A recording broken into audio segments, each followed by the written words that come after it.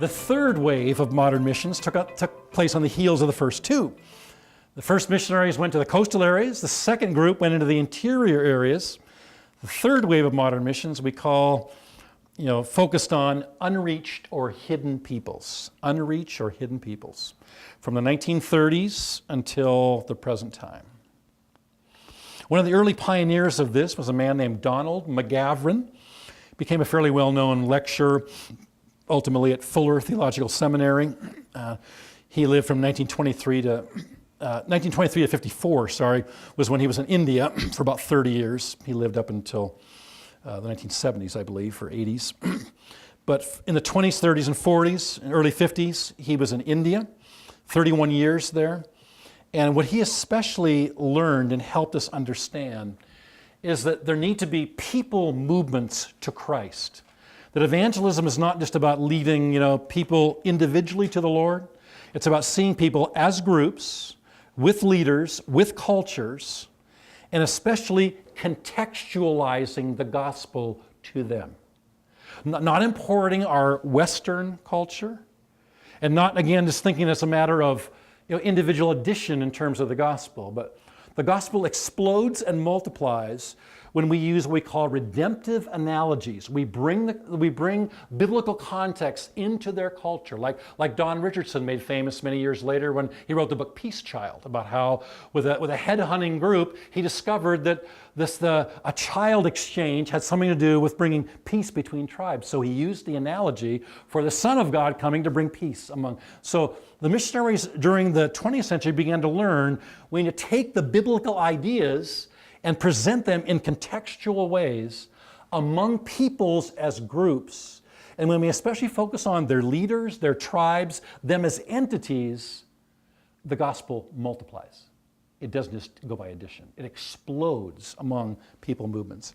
And McGavran was just a critical thinker, teacher, learned that during his years in India. Next up, in the modern third wave of modern missions, unreached peoples, is Cameron Townsend, which maybe some of you have heard of. He's a pretty famous missionary. He lived from 1896 to 1982. And of course, he became ultimately the founder of Wycliffe Bible Translators. In 1917, Cam Townsend, as he became known, Uncle Cam actually, he was in Guatemala, Central America, here. In the Americas, and involved with the Cacachel Indians there, when one of them looked at his Bible and said to him, "If your God is so smart, why can't he speak my language?" And that question changed this man's life and changed the whole history of missions.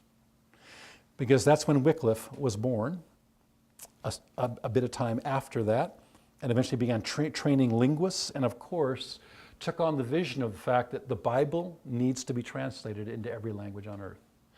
Which, by the way, is the opposite of Islam.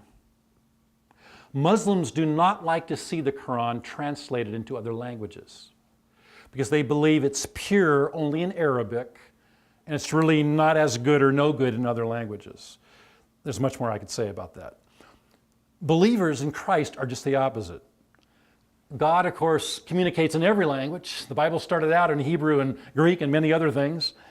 And we want it to be translated into every single tongue, hearing about God's love. That became the vision of the Wycliffe Bible translators. And Cam Townsend said this. He said, "The greatest missionary is the Bible in the mother tongue. It needs no furlough, and it's never considered a foreigner." Extremely wise. Today, Wycliffe Bible Translators is one of the biggest Christian mission organizations in the world. We work with them quite a bit, for example, in our organization in Brazil, for example.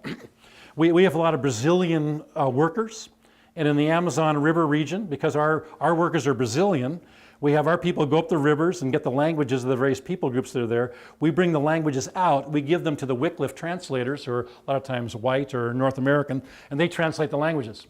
So we have a great relationship with them. They have a goal for all the languages of the world to be translated in about 20 years. And they've made a huge contribution to the expanse of the gospel in the last few years. So Bible translation has become a huge, huge thing. The third person I want to mention is Dr. Ralph Winter. Again, a friend of mine that I got to know on a personal level and one that I highly respect, 1924 to 2009. He's the one who started the U.S. Center for World Missions. And it was Dr. Winter who flew on a plane and went to a conference in Lausanne in 1974 in Switzerland and shared with a delegation, kind of a follow-up from the Edinburgh Missionary Conference, shared a paper where he talked about the hidden peoples of the world, which eventually became called the unreached peoples of the world. What the missionaries had discovered over the last couple hundred years is that as they traveled to the seaport areas and then to the interiors, they began to realize that there are geopolitical lines that make up what we call countries. The United Nations, for example, today says there's 200 countries in the world. But of course, in many countries, for example, like China, you may have one geopolitical country, but within the boundaries of that country, there are all kinds of peoples that are really nations. They're what we call people groups. They have a common language, common culture, social mores, and all kinds of things. What Cameron Townsend, Donald McGavran, Ralph Winter, and many others, and Ralph Winter put the name to it, helped us realize in the 20th century is that there weren't 200 nations around the world. When Jesus said, go into all the world, to every nation, preach the gospel in every nation, to every creature. The word nation is the word ethnes, to every ethnic group. We learned in the 20th century there weren't 200 nations from God's standpoint. There were 14,000. There were 14,000 nations. 14,000 tribes, groupings of people that God considered nations, that needed His word translated, needed the gospel in their culture. Ralph Winter was a huge apostle of that concept. And for the last 20 or 30 years, the focus of world missions has been on reaching the unreached peoples. The other thing that I'll just go through real quickly, you might want to take notes on this, but just kind of listen to it, is that what happened in the 20th century was, because of course, the Industrial Revolution and then eventually the Information Revolution, all the changes in society and the civilization of the world and the adding of middle class in the world and a lot of different things. The 20th century became an age of specialization in which a lot of things on a technical level became specialized, but so did missions. For example, crusade evangelism really took off under people like Billy Graham, Louis Palau, now today Greg Laurie. Campus ministry was kind of born during that era too. Organizations like Campus Crusade, which is actually the largest single missionary organization in the world today, over 25,000 missionaries. They call themselves Cru today. Youth and missions that had never been heard of before, but that was typified by Operation Mobilization, teen missions, and Youth with a Mission. Healing crusades took place during this time period with powerful figures like Oral Roberts, T.L. Osborne, Reinhard Bonnke. There's been global outreach to political leaders, pioneered by Abraham Vereide, 1930s, and Doug Coe and the Fellowship today. A ministry to business people, like the Full Gospel Businessmen, kind of became a niche of ministry. Women's outreach, Women's Aglow, which began in 1967. Christian television and radio, like CBN, TBN, God TV, Far East Broadcasting, Trans World Radio. They're major players in restricted countries. And then ultimately, internet websites began to transcend borders and, of course, be used in the advance of the gospel. There have been specialty ministries to athletes, like the Fellowship of Christian Athletes. Even the use of ships, today, like Operation Mobilization and Mercy ships. A huge focus on Christian humanitarian aid, for example. Non-governmental entities, NGOs we call them, such as World Vision.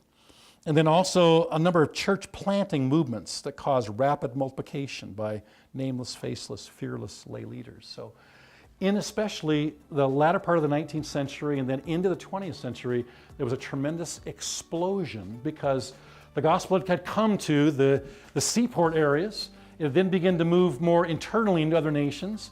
We eventually realized, wow, it's not just these 200 countries we have on the map, it's There's a whole bunch of tribes out there. There's 14,000 of them. So we began to map them, study them, go to them, focus upon them. And God began to use the time period to release all these different ministries that could penetrate these different areas of the world and allow the gospel again to tremendously explode during this third wave.